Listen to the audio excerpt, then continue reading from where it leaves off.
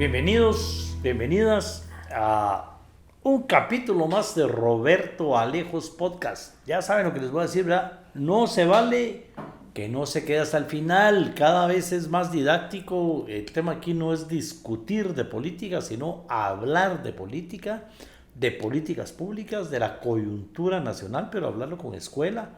Por eso es que estamos muy agradecidos con los invitados. Hemos estado tratando de tener siempre invitados de primera línea. Cada vez nos cuesta más por la calidad de los invitados, ¿verdad? Pero no se vale que no se suscriba, que no lo comparta y sobre todo no se vale que no comente el tema con los demás, ¿verdad?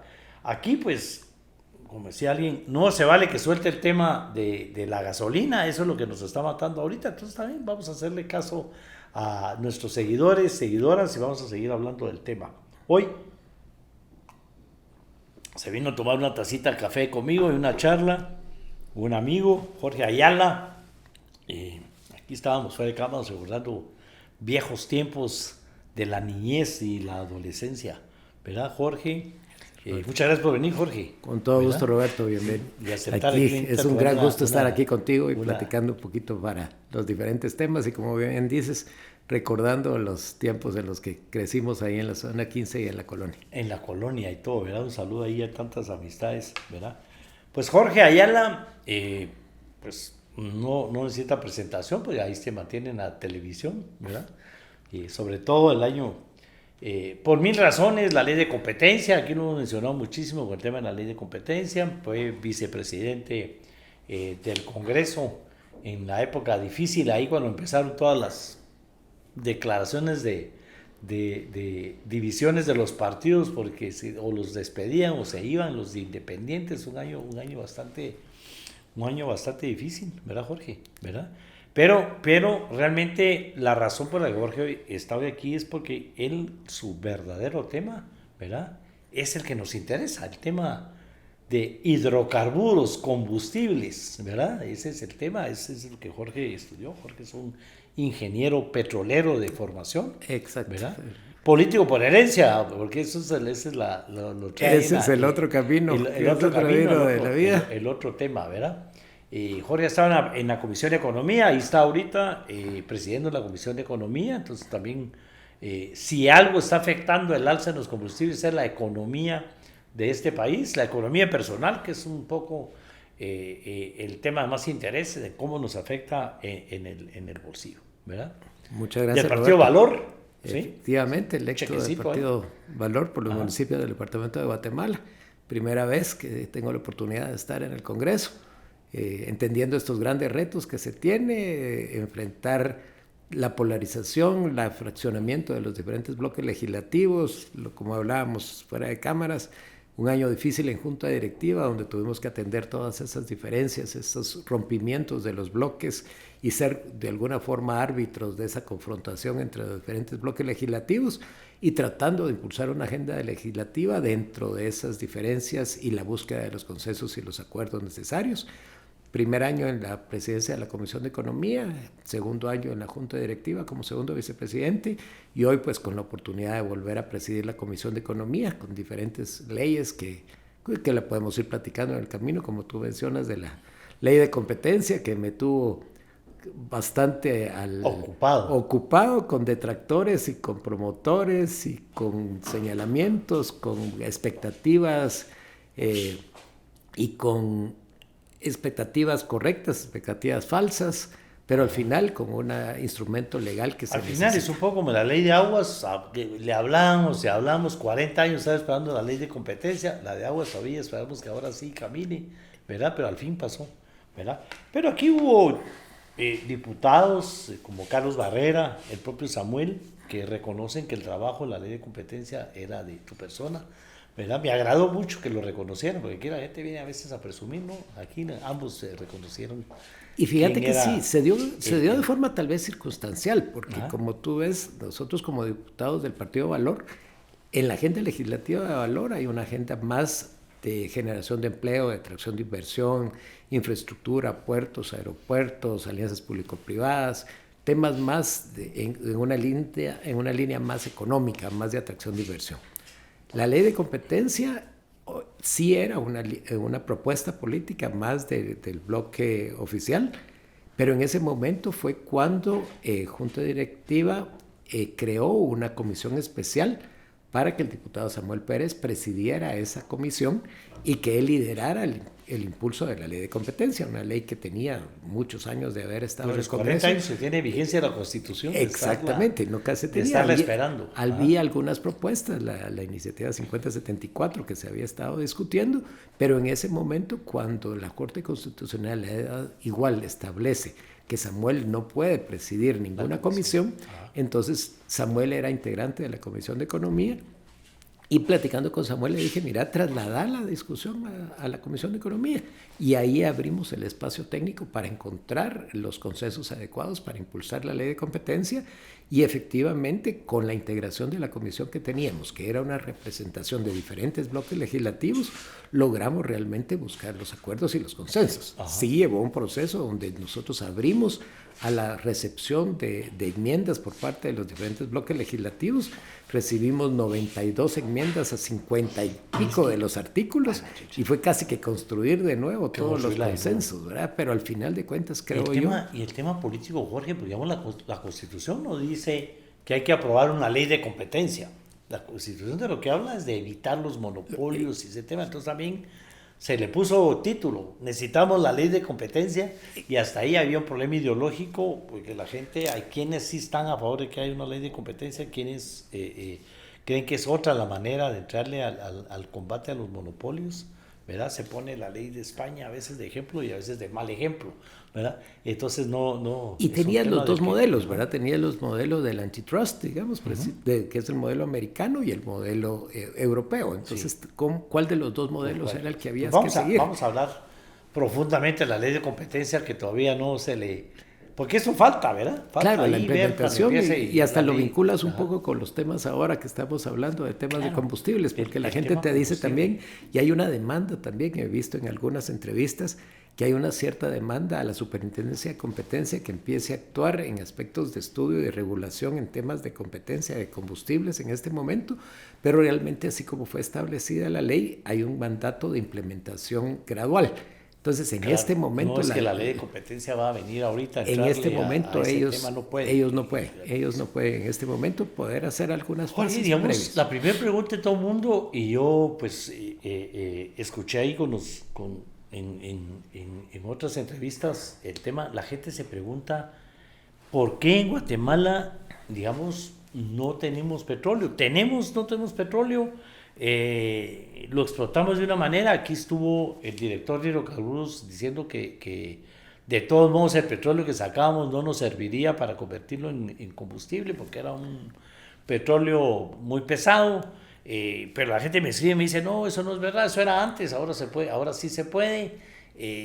Toda la discusión que hubo alrededor de Perenco, ¿verdad? Yo tuve una experiencia, no sé cómo llamarla, porque el mundo legislativo es tan su génesis, ¿verdad? Porque la ley de competencia se aprueba, la ley que permite la explotación petrolera se aprueba por cierto tiempo. Después es en el gobierno de Álvaro Colón, el primer año de Álvaro Colón, cuando estaba todavía ahí el doctor Meyer y Aristides Crespo en el primer año de gobierno, que se aprueba darle más tiempo al tema. Y seamos muy honestos, el presidente Colón no publica la ley, o sea, no la sanciona, pero tampoco la veta, la ley, ¿verdad? Entonces quedó ahí. Y yo... Que es la ley de Fonpetrol, digamos, la que se llama la ley de Fonpetrol. Acababa yo de tomar posesión, y entonces llega ahí el equipo a decir, mire, su primer tarea tiene que mandar a publicar esa ley. Pues yo no la aprobé, pero es que ese es el mandato, ¿verdad? Se venció el tiempo en que el presidente la tenía que publicar o la tenía que vetar, no lo hizo, entonces ahora el Congreso la tiene que mandar a publicar obligadamente, ¿verdad? Y entonces, bueno, ¿qué estamos mandando a publicar, verdad? Que había sido un tema ahí de Perenco en materia de darle más tiempo, cambiar un poco, darle algo de las ganancias a las municipalidades, en fin. Bueno, en concreto, ¿tenemos petróleo en Guatemala? ¿No tenemos petróleo? ¿Es explotable? ¿Conviene? ¿No conviene? Brevemente, Perfecto. ¿Qué nos dejó Perenco, ¿verdad? Aparte de los pozos ahí sin cerrar y todo eso, ese tema. Yo creo que es un tema muy interesante. Yo creo que, primero, en lo particular, yo fui uno de los beneficiarios, digamos, del programa de becas del Ministerio de Energía y Minas en los 80s. Del mismo fondo de las operaciones petroleras de las empresas, se creó un fondo de capacitación, donde en un proceso abierto de convocatoria, guatemaltecos podíamos aplicar a ese programa de becas, y hubo un grupo de guatemaltecos que fuimos beneficiados de becas para poder estudiar carreras de ciencias de la tierra, geología, geofísica e ingeniería petrolera. Yo fui uno de los, digamos, que tuvo esa oportunidad, estudié la carrera de ingeniería petrolera, y en esos tiempos, a inicio de los 80s, el modelo que se estilaba en los diferentes países de Latinoamérica tenía una visión eventualmente de constituir una empresa estatal de petróleo, al modelo de PDVSA, al modelo de Pemex, al modelo de YPF en Argentina. Entonces lo que se buscaba era la formación de recurso humano guatemalteco capacitado. Entonces el diseño mismo de los contratos de exploración petrolera y el número de años de vigencias de esos contratos como reflejaba esa visión. Y por eso los contratos tenían un límite de 25 años, que fue lo que tú mencionas de cuando entró después la ley de Fonpetrol, que extiende para un plazo único de 15 años adicionales. ¿Por qué? Porque lo que se esperaba era que 25 años después de los 80s, Guatemala tuviera una capacidad instalada de poder, como Estado, continuar con la explotación de sus yacimientos petroleros. Entonces lo que se hacía era que se otorgaba en lo que el Estado construía esas capacidades y tenía los recursos, contratos de operación petrolera para las diferentes empresas. Y el objetivo era que al concluir esos 25 años iba a haber una transferencia de esos activos para una empresa estatal que continuara con la explotación de los yacimientos. En el año 2010, cuando se da ese vencimiento del plazo del contrato 285 de Perenco, Guatemala no tenía esas capacidades. Entonces, y había un enorme remanente todavía de petróleo no explotado en los yacimientos de Shang y del campo, digamos, bajo explotación de Perenco. Y entonces la figura de reformar la ley de hidrocarburos para permitir una prórroga de 15 años más a través de un nuevo programa de redistribución de la participación de la producción y de las regalías para que de ese fondo se asignaran más recursos a las comunidades, era una alternativa correcta para que en 40 años se pudiera concluir con el proceso de explotación de ese yacimiento. Yo no sé si me he explicado bien en el tema de Anestil Gotas, un producto que es fácil de encontrar en las farmacias. Anestil Gotas detiene el dolor de muelas, el dolor de oídos, dos de los dolores más grandes, más fuertes, a pesar de la sencillez que pareciera que son. Esto es para detenerlo definitivamente o mientras logramos ir al médico si la cosa es grave. Anestil Gotas, fácil de encontrar en sus farmacias. ¿Qué sucede en el caso de Perenco en particular? En el caso de Perenco es que el contrato original es el año 85, pero posterior a él hay una declaratoria de área protegida dentro del área asignada para la explotación petrolera, y entra un conflicto entre el mandato del artículo 125 constitucional que declara la explotación racional de los recursos no renovables y la declaratoria de zona núcleo y de área protegida de toda el área de Laguna del Tigre. Entonces, ¿qué derecho era precedente? ¿Si el del contrato original o luego las disposiciones de las leyes posteriores? Entonces, esa discusión, digamos, llevó a que no se pudiera optimizar la explotación del yacimiento porque la empresa nunca obtuvo todos los procesos de licenciamientos por parte de Ambiente y de CONAP para la adecuada explotación del yacimiento. Claro, porque cuando empezaron no era un área protegida. Exactamente. Ya cuando estaban en la etapa de crecimiento ya no habían licencias, ya no había nada para que les permitiera crecer porque ya era un área explotar protegida adecuadamente y óptimamente el yacimiento. Entonces, cuando se vence el nuevo plazo, se da, digamos, la condición de qué hacer ahora si sabemos que ya está probado que todavía hay un remanente de 10 millones de barriles en ese campo. Pero no podríamos readjudicar ese contrato a otra empresa si se daba el vencimiento a los 40 años porque ya estaba en un área protegida. Entonces quedó ese debate que se llevó en la Comisión de Energía y Minas en el Congreso de qué hacíamos con el remanente que nos quedaba de 10 millones de barriles que no han sido explotados, digamos, o qué hacer con el proceso de cierre de todos esos pozos petroleros. Entonces, lamentablemente, la decisión para mí, yo creo que no fue la decisión adecuada. El gobierno opta no por dar una transición para ese contrato en particular y que el cierre técnico que se debe de dar en los pozos petroleros fuera financiado por los mismos remanentes de petróleo que quedaban, que todavía eran económicamente explotables. Ajá. Sino que el gobierno opta por hacer un cierre abrupto, digamos, el 10 de agosto del año pasado, y hoy tiene una contingencia donde el Estado mismo tiene que encontrar los recursos para poder hacer un cierre técnico, de esos 60 pozos que están hoy, digamos, a ver, entonces, Perenco arranca ahí, después esa área la declaran protegida, eso evita que Perenco pueda crecer, evita que el gobierno, como siempre, ¿verdad? Toda la intención de volvernos una empresa nacional que aprenda a explotar nuestro petróleo y a refinarlo para tener nuestro propio combustible, no se da. Correcto. La decisión del gobierno actual es cerremos Perenco porque es un área protegida, ideológicamente más identificados ellos con el área protegida que con la explotación petrolera. Total. Pero yo entiendo que después se dan cuenta de que ese petróleo se iba a perder, la plata que le llegaba a las municipalidades empezó a pesar porque se repartían recursos.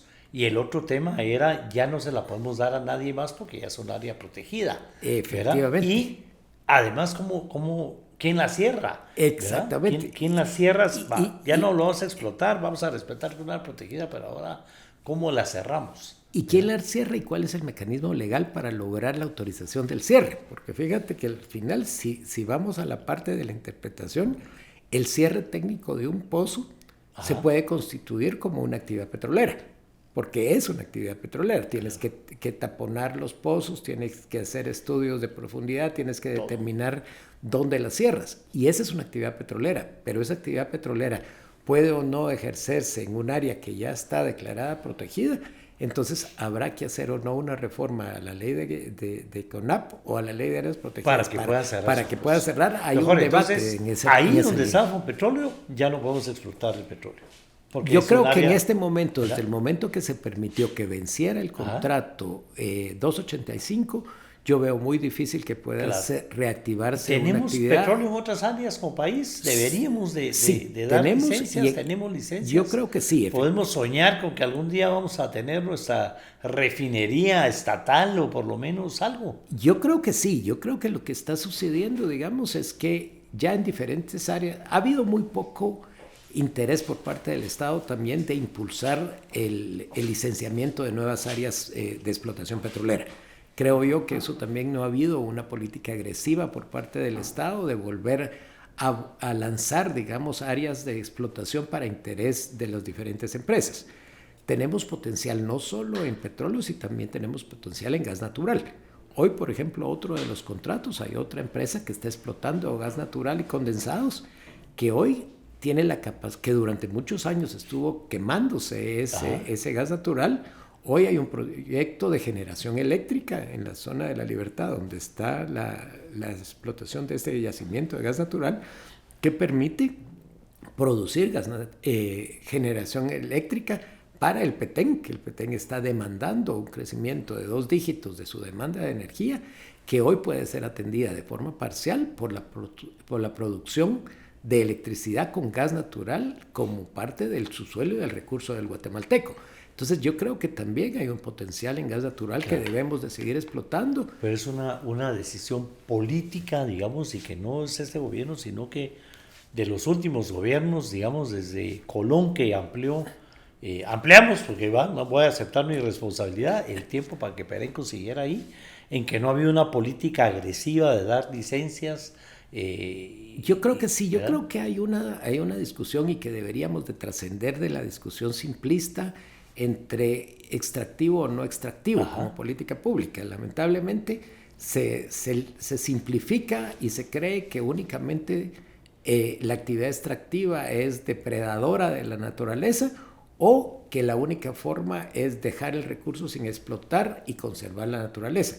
en todos los países del mundo, los países desarrollados, en Noruega, que tiene una explotación petrolera significativa, en Canadá una explotación minera, en muchos de los países hay una forma de tener tecnologías avanzadas, modernas, que permiten, preservando el agua, preservando el entorno, claro, preservando el ambiente, explotar. Claro. También hay una gran confusión porque la gente dice, no, ya no hay que usar gasolina, ya los carros eléctricos es lo que viene, o todo el tema del sistema eléctrico. Bueno, pero para producir electricidad también tenemos que entrarle al tema de la naturaleza, porque es a través de hidroeléctricas. Exactamente, tienes esa misma tierras que van a tener que ser ocupadas por celdas solares, bueno, lo que sea, es siempre el mismo tema. No, ¿verdad? Es tan simplista únicamente de decirte, salimos de los no renovables, salimos de los combustibles fósiles por su impacto ambiental y nos vamos para opciones más limpias, digamos, porque esas tienen también algún impacto en su desarrollo, como dices tú. No puede ser que el mismo que se oponga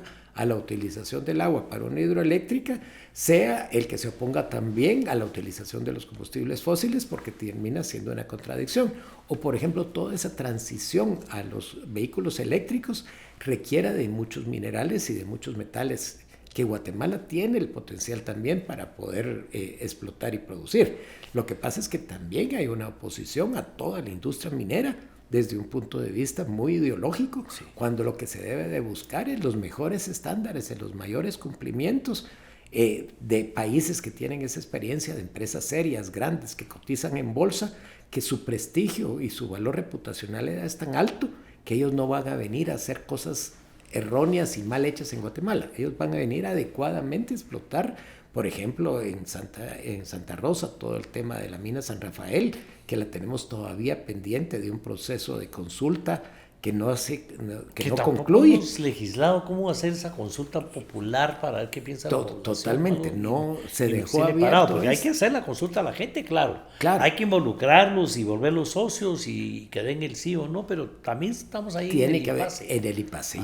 Y eso puede generar, digamos, hoy que el 85% de uno de los yacimientos más grandes del mundo en plata no esté siendo explotado, y que eso pudiera dar.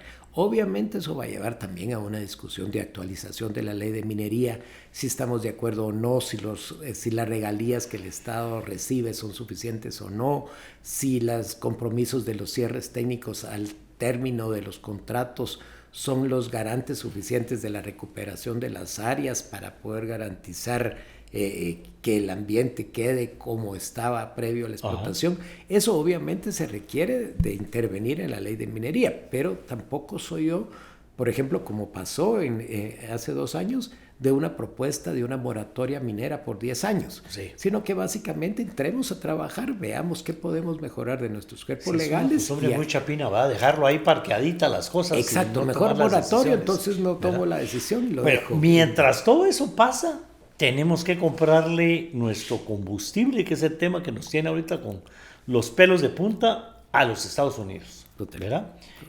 Aquí hablamos con el director de hidrocarburos, básicamente le compramos todo a los Estados Unidos, que baja, a ver si aprendí la lección, un 20% allá en Puerto Barrios, en Santo Tomás, ¿verdad? El otro 80% tiene que dar la vuelta hasta el canal de Panamá y sube para poderlo bajar aquí en Puerto Quetzal, y aquí esperar, aparte de los 6 días que esperó en Panamá haciendo cola, tiene que esperar aquí una enorme cantidad de días en el puerto para poderlo bajar y poderlo ya distribuir al tema. Ese es el proceso que actualmente tenemos, Jorge, ¿verdad? Sí, yo creo que en el tema de la distribución de los combustibles, digamos, efectivamente Guatemala tiene terminales de importación tanto en el Atlántico como en el Pacífico. Las terminales reciben productos derivados de petróleo, gasolina, diésel, GLP, en sus terminales, dependiendo de la logística de los centros de consumo mayor. Digamos, el mayor consumo, por eso gran parte del volumen entra por el Pacífico, porque la mayor demanda está en el departamento de Guatemala. Lamentablemente el tema de concentración del departamento de Guatemala, que requiere, digamos, que nosotros desde acá generemos el 70% del Producto Interno Bruto en el departamento o más. Entonces también la concentración y la demanda de energía del departamento es la más alta. Bueno, las personas que nos siguen en estos programas me gritan en la calle: para hacer el amor con tranquilidad y responsabilidad, ¿verdad, Lick? Sí, les digo yo, Masculán, un preservativo alemán de mucho prestigio, nuevo en el mercado, fácil de encontrarlo en sus tiendas de conveniencia y en sus farmacias. Entonces en el Pacífico se descarga esos volúmenes y se trasladan para su consumo en la ciudad. ¿Qué sucedió durante este proceso, obviamente, de distorsión en la cadena? El mundo tiene más o menos un balance entre 100 millones de barriles diarios de consumo de petróleo que mantiene una cierta estabilidad. Cuando hay diferencias podrá ser, digamos, que por una situación específica puede haber un tema de que un país productor pueda tener una confrontación con otro y deje de entrar al mercado 2 millones o 3 millones de barriles. Esas distorsiones se pueden manejar de forma relativamente normal en el mercado porque otros países restringen su producción o aumentan su producción para compensar ese equilibrio esos que 100 millones diarios que necesitamos. Exactamente, que se requiere para que los precios mantengan un nivel de estabilidad. Cuando sucede, digamos, distorsiones grandes en el mercado o en la oferta o la demanda, entonces se refleja en distorsiones en el precio. Lo que sucedió para el tema de COVID. El mundo seguía teniendo la capacidad de producir 100 millones de barriles, pero la demanda bajó en 20 millones de barriles en cuestión de 15 días. Entonces tenías 100 millones de barriles produciendo, 80 demandados y 20 que no sabías qué hacer con él. Entonces intentaste almacenarlos. Llegó un momento en que hubo 1 o 2 días donde el precio fue negativo, porque era más barato pagar porque extrajeran. Llévenselo, ya no tengo dónde guardar. Porque ya no tengo dónde guardar. Entonces eso pasó, digamos, para la crisis de COVID. Ahora sucede a la inversa. Ahora resulta que seguimos demandando 100 millones de barriles. La producción sigue siendo de 100 millones de barriles, pero tiene un cuello de botella que es el paso por el estrecho de Hormuz. Claro. Ahí se transita el 20% del crudo. Y esa restricción en el tránsito de ese crudo distorsiona toda la cadena. O sea que de los 100 millones hay 20 millones que no pasan porque está el estrecho ocupado a raíz de esta guerra. Porque tal vez no te impacta en la totalidad de los 20 millones porque empiezas a utilizar, digamos, formas alternas. Optimizas oleoductos que tal vez no son los más económicos, sino que el paso era el ideal. Pero sí tienes alternativa de bombear desde las zonas productoras a otras áreas a través de la utilización de oleoductos. O puedes cargar desde otras terminales menos eficientes con un transporte en oleoducto previo. O puedes aumentar producción en otras zonas que permitan equilibrar un poco ese desbalance. Pero sí existe un desbalance en este momento en la oferta, digamos, del crudo. Ahora, eso llevó, digamos, a que se diera una distorsión en los precios. No hay una relación directa, digamos, entre el precio del crudo y el precio de los derivados. Los derivados de petróleo, digamos, las gasolinas, el diésel, el gas, tienen sus propias particularidades porque están sujetos a otros procesos de la cadena de valor, ¿verdad? Obviamente hay refinación, hay transporte, hay almacenamiento, hay estacionalidades, hay demanda diferenciada, que no necesariamente es 1 a 1, digamos, la relación entre una alza del crudo y una alza de las gasolinas, pero sí hay una relación entre uno u otro. Por otro lado, digamos, creo yo que cada uno de los países tiene una cierta capacidad de almacenamiento. Ahí creo yo que se le indujo al presidente de la República, lamentablemente, a hacer un comentario que después él de alguna forma lo matizó, cuando él salió diciendo que Guatemala, su aumento en los precios del combustible era básicamente especulación, porque Guatemala tenía capacidad de almacenar hasta 1 año de combustibles. Eso no es verdad. No es verdad. O sea, Guatemala tiene capacidad de almacenamiento de acuerdo a ley, posiblemente de 2 meses, y posiblemente los inventarios existentes en cualquier momento serán de 30 días, 40 días de almacenamiento, con rotación semanal. Entonces, a la primera semana ya estaba ingresando combustible que reflejaba el aumento del costo. A eso voy yo, porque digamos lo que la gente dice, no, que es que ya ese combustible guardado en Guatemala fue comprado con el precio viejo. Pues estamos hablando la verdad, no. No la totalidad. Seguramente de... habrá habido algunos saldos, digamos, que hayan sido todavía comprado con precios con precio más barato, pero no es tenemos capacidad de almacenaje suficiente como para amortiguar. Teníamos guardado, no nos va a afectar el mercado. No, seguramente. Entonces ya estamos comprando al nuevo precio. Al nuevo precio. Y tú lo ves porque, por ejemplo, si comparas el precio en bomba en Estados Unidos, el incremento en el precio en bomba en Estados Unidos por galón de combustible es similar al precio al incremento del precio acá. Más menos consideraciones de impuestos, más menos consideraciones de transporte, algunas consideraciones de particulares, pero no pudo haber habido una posibilidad de tener un rezago y que el incremento en los precios pudo haberse diferido unos días, pero seguramente hubiera sido solo unos días si ya seguro. Estuviéramos en ese tema. Entonces, digamos, ese tema, estamos... Guatemala antes tenía precios topes de combustibles, hace ya algún tiempo, ya no me acuerdo cuándo, se liberó, entró a la libre competencia. Aquí tenemos que comprar al precio que los distribuidores digan. Efectivamente. Y ellos van a mantener su porcentaje de ganancia. Yo estoy comprando más caro, tengo que vender más caro para mantener mi porcentaje de ganancia como cualquier empresa, o no cubro mis costos de producción, de distribución, de esto, del otro. Y pudiera llevar un desabasto, ¿verdad? Porque al final de cuentas, si se te obliga a traer, importar y vender por abajo de tus costos, lo que va a haber es que se va a ir limitando el suministro, digamos, la oferta, porque esa oferta estaría siendo no rentable. Entonces yo creo que la ley de comercialización de hidrocarburos solo faculta al Ministerio de Energía y Minas para poder dar un seguimiento en la tendencia del precio. Y lo que te dice es que los precios deben de reflejar las condiciones de mercado y la tendencia del mercado internacional. Entonces, si la tendencia... La misma ley dice... Eso es lo que va a pasar es lo que está pasando. Exacto. Si el mercado internacional muestra un comportamiento alcista, el Estado de Guatemala en su cadena de comercialización va a reflejar ese aumento de los precios.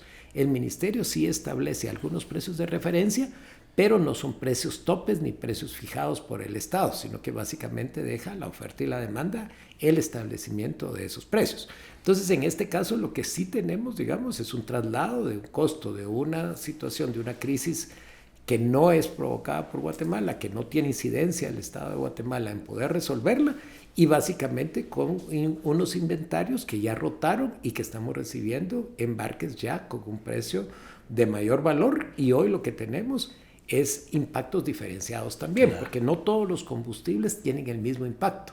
La gasolina super, la gasolina regular o el diésel.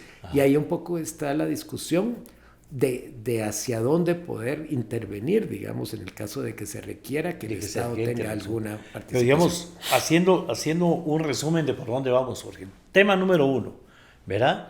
Guatemala no tiene esa capacidad, ya sea por nuestras leyes, por las áreas protegidas. En el caso de Perenco ahí tirado, que hay que tomar decisiones, pero sobre todo Guatemala no ha tomado una decisión, una política de país de decir explotemos nuestros recursos naturales de una manera razonable, protegiendo el tema ambiental y todo, y estamos ahí. O sea, número 1, no tenemos esa capacidad. Un potencial de un recurso natural que sabemos que está en el subsuelo, pero no hemos tenido una política agresiva para poder dar aprovechamiento. Y no estamos preparados para hacerlo, no nos preparamos, que era lo que se esperaba, que ese tiempo de explotación aprendiéramos, invirtiéramos, pusiéramos nuestra empresa y eso se queda ahí. Y además creo yo que caímos también en una narrativa lamentable, creo yo, en una interpretación errónea del modelo de explotación petrolera y del contrato de servicios petroleros. Llegó a un momento en que se utilizó la narrativa de que el Estado de Guatemala había perdido en la explotación petrolera de Perenco. Y lo que sucede es que el modelo lo que establece es un modelo de regalías, costos recuperables y participación de la producción. Y lo que dice es, de la utilidad nosotros vamos a tener una distribución que más o menos ronda en el 50% para el Estado y un 50% para el privado. Pero como el Estado asume cero riesgos y cero inversiones, sino que el Estado lo que es propietario del recurso, del subsuelo. Pero un privado viene y es el que hace toda la exploración, la explotación. Y entonces, por supuesto, el porcentaje para el Estado es menor. Claro, porque primero debe el privado, digamos, recuperar los costos en los que incurrió en poder llegar a producir ese petróleo. Sí, pues, ya que el petróleo está de las ganancias, ya vamos a hacer una división. La cosa es que ahí estamos, y eso es un tema que no se ve que arranque por ningún lado, como para decir, de aquí a tantos años vamos a tener nuestro petróleo, seguiremos siendo y vamos a estar en el mercado, mucho menos si vamos a tener nuestra refinería. No. Compramos en Estados Unidos, ¿verdad? Ya vimos todo el pasaje, el viaje, la transición, más nuestro problema de puertos, de transporte y todo lo que tenemos. Y queda claro de que no es verdad que sea especulación, ¿verdad? El tema es decir, estamos, como la ley lo dice, en un tema de la oferta, de la libre ley de oferta y la demanda, como manda, ¿verdad? Sube el precio. Y creo que hay una contradicción hasta conceptual, porque no podemos salir diciendo que hay especulación y al mismo tiempo salir diciendo que queremos subsidiar al especulador. Claro. O sea, o hay especulación o hay un traslado de costos internacionales y que tenemos que atenderlo con algún alivio hacia la población en el aumento de los costos. Digamos, ahí va. Ya vimos que no tenemos petróleo, estamos lejos de poder explotarlo, muchísimo más lejos de tener nuestra propia refinería. Ya vimos que es verdad, o sea, compramos en los Estados Unidos, aquí nos vino a contar la verdad el director de hidrocarburos, ¿verdad? Vemos que es más o menos el 20% del mercado, ¿verdad? Del mundo que se está viendo afectado a raíz del tema de la guerra. Hay maneras de combatirlo, es decir, vamos a seguir produciendo los 100 millones de barriles que necesitamos todos los días, pero a un precio mucho más alto, porque son con los métodos viejos, por los caminos más largos, por ese tema, ¿verdad? Y entonces nosotros estamos ahí, comprando en el tema.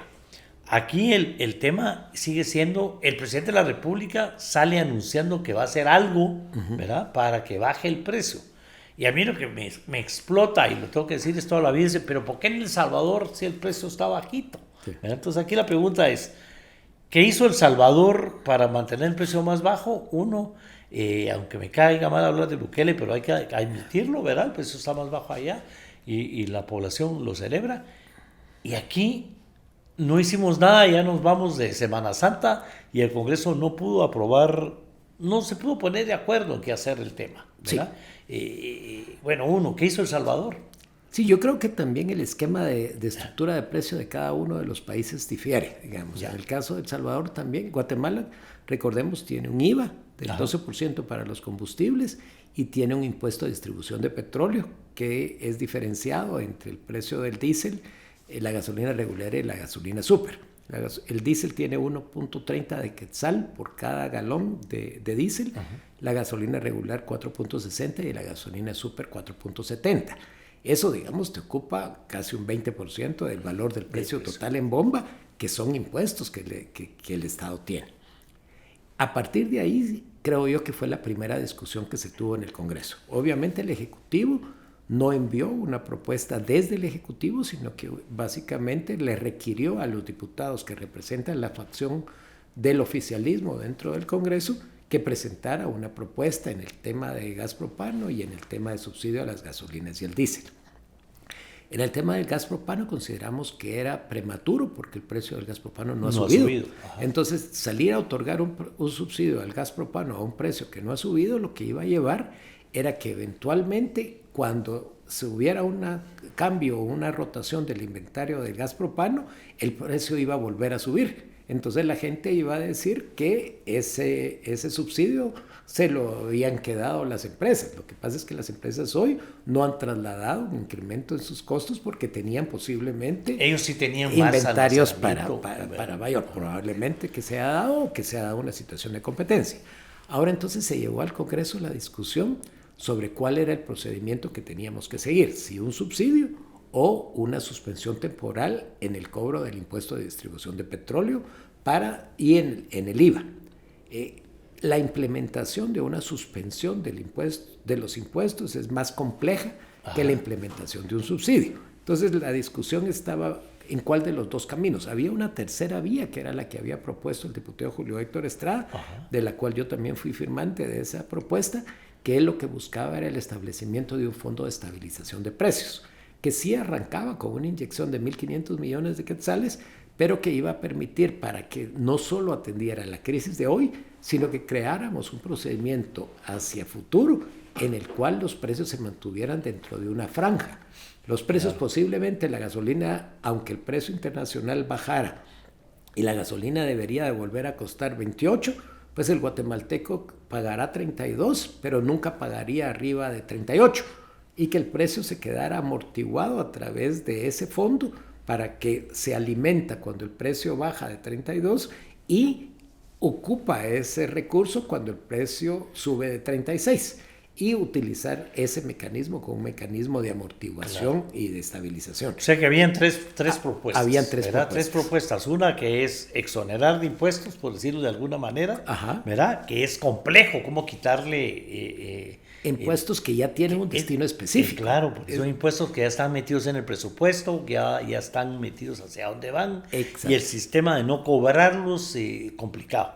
La segunda propuesta era subsidio, ¿verdad? O sea, démosle un subsidio a las empresas para que baje, o sea, el Estado les paga parte del valor de lo que está el precio en el mercado. Correcto. ¿Verdad? Y ahí oía yo platicaba con Julio Héctor el tema de decirle, no nos poníamos de acuerdo si ese subsidio tendría que salir de los saldos de caja, es decir, de lo que el gobierno no se ha gastado, o si tiene que ser un aumento presupuestario. Ahí es donde terminó y ahí paró, ahí terminó la discusión. Yo creo que llegó un momento, digamos, durante las negociaciones en las que no se había, por la complejidad de entender el procedimiento de la iniciativa de Julio Héctor del Fondo de Estabilización, creo que se dejó como para más adelante poder considerar la tercera propuesta del Fondo de Estabilización. Entonces se quedó únicamente entre el subsidio y la suspensión temporal de los impuestos. ¿Por qué, digamos, nosotros como representantes o yo en lo particular, no opto por la parte de la suspensión del impuesto de distribución de petróleo? Es porque nosotros también impulsamos la ley de infraestructura vial prioritaria, que sacó del fondo común el destino del impuesto de distribución de petróleo y lo trasladamos para el fondo de infraestructura vial prioritaria, que va a permitir cambiar el modelo de la contratación de toda la infraestructura, de todos los ejes, anillos y ejes principales del transporte de Guatemala. Entonces el mensaje para un eventual inversionista, que la garantía del repago de su inversión sea un impuesto que en cualquier momento el Congreso puede disponer, darle otro destino, creíamos que no es el mensaje adecuado, digamos, para adelante en la implementación de una ley tan importante. Entonces optábamos por la del subsidio. Y la del subsidio, pues entonces tiene esos dos caminos, como bien decías, el camino a través de la readecuación presupuestal y el camino a través de la ampliación del presupuesto. En ese momento estaba la discusión, ninguna de los dos bloques que estaban impulsando cualquiera de las dos alternativas del subsidio logró llegar a los acuerdos suficientes para poder alcanzar, porque recordemos que era de urgencia nacional y requería la aprobación de 107 votos. Entonces, ninguno de las dos posiciones, si la ampliación o la adecuación presupuestal, tenía los apoyos suficientes para poder alcanzarlo. En la particular, me gusta más la opción de una readecuación presupuestal y que de ahí obtengan los recursos. Estamos hablando de recursos que pueden andar en el orden de 1.500, 2.000 millones de quetzales, dependiendo de la duración que quieras hacer la intervención para garantizar esa reducción de 5 quetzales en las gasolinas y de 8 quetzales en el diésel. Ya. Entonces aquí, y ¿sabes? Lo que pasa, Jorge, es que digamos que ahí, digamos, yo me pongo ya del lado no político, ni mucho menos del lado legislativo. Es el tema en la población, decir, bueno, y el Congreso se va, ¿verdad? Ya viene la Semana Santa y todo, y nosotros esperando qué va a hacer el gobierno, qué va a hacer, porque el Congreso no logró ponerse de acuerdo, ¿verdad? Y cuando el Congreso se ponga de acuerdo, sale la ley, esa ley se queda unos días en el Congreso, para no entrar en detalle, se va al Ejecutivo, el Ejecutivo la tiene que mandar a publicar y después es para la implementación, se va otro mes con el precio de esa manera, en lo que se ponen de acuerdo, en lo que se aprueba, en lo que va, se publica y se implementa.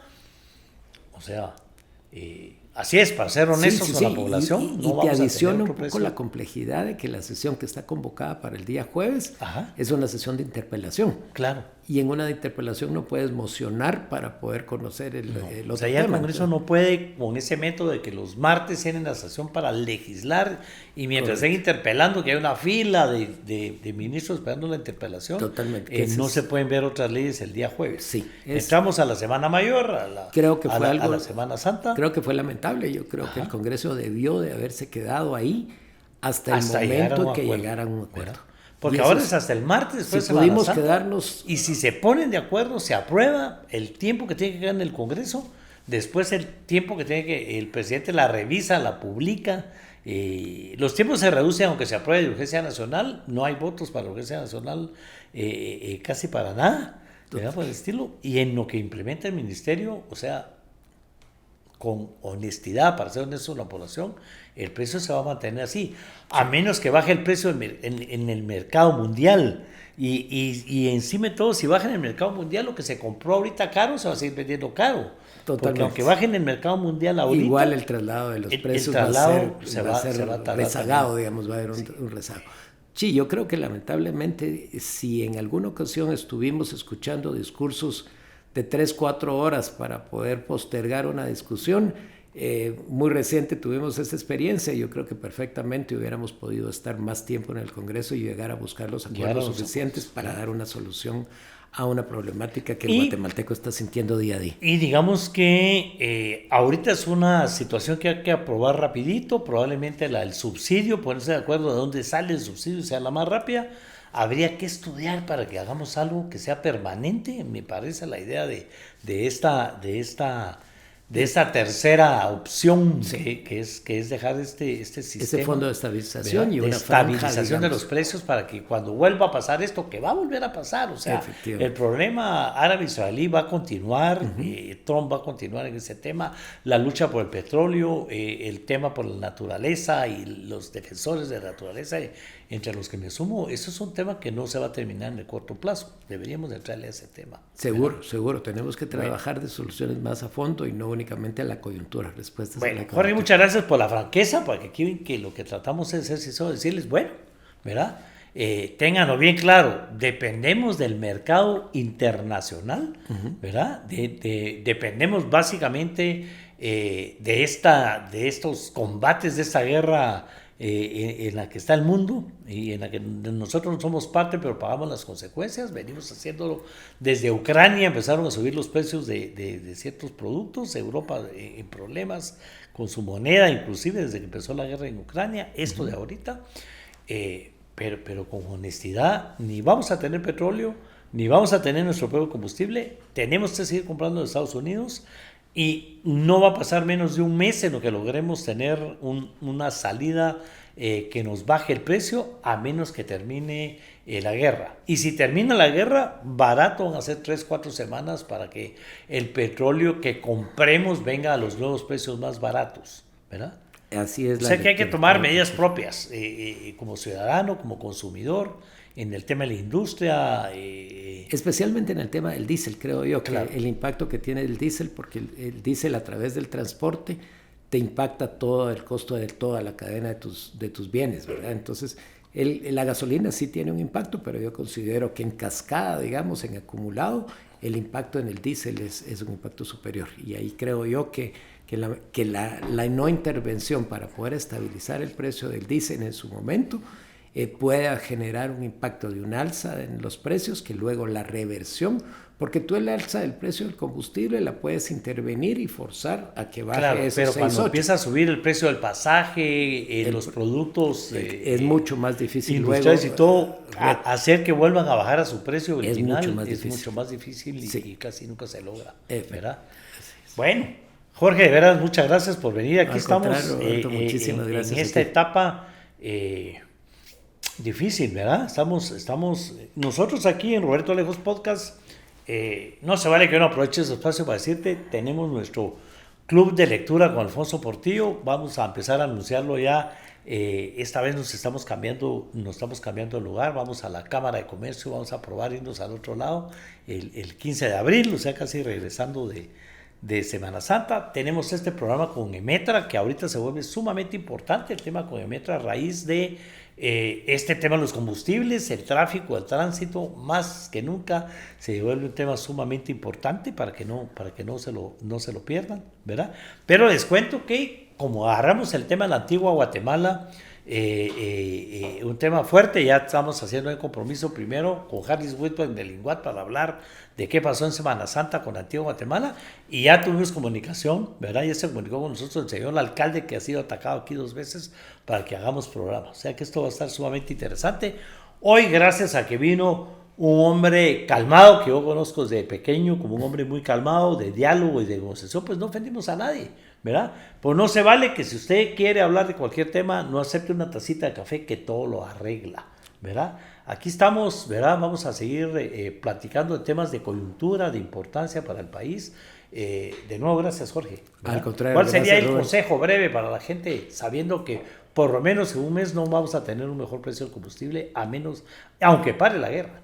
Sí, lamentablemente es una situación externa, es una situación en la cual el guatemalteco está sufriendo las consecuencias. Creo que debe de haber acciones inmediatas, digamos, de hábitos de consumo. Realmente en este momento sí es un momento, digamos, en el que el guatemalteco debe priorizar cuáles son aquellos gastos necesarios y realmente estar sujetos a una intervención, por lo menos de un alivio que el Estado debería de estar dando. Creo que va a haber, hay algunas propuestas en algunos temas como de teletrabajo o algunos otros temas, pero yo creo que son temas... Están manos nuestras, por el momento están manos nuestras. Es lo que podemos hacer nosotros, porque no podemos hacer nada para parar la guerra, ni no podemos hacer nada para que el Congreso apruebe pronto algo. Y lo que tú mencionabas, o sea, el tema es tan sensible que, por ejemplo, el precio de referencia del West Texas llegó a tener sobre $100 de costos, y con una publicación del presidente Trump indicando que hay un inicio de unas conversaciones, el precio baja de un día para otro en un 10%. Sí. Entonces sí, realmente pueden haber mensajes que puedan llevar a que este conflicto tenga una duración un poco más corta, pero estamos en este momento enfrentando ese reto. Bueno, entonces depende de usted, de cada uno de nosotros, cómo ahorramos, ¿verdad? Y cómo consumimos. Hábitos de consumo es el tema. Bueno. Totalmente. Es un gusto. Gracias, Roberto. Hombre, gracias por aceptar venir a tomarte esta charla alrededor de una tacita de café. Ahí estamos. Nos vemos. Hasta el próximo capítulo.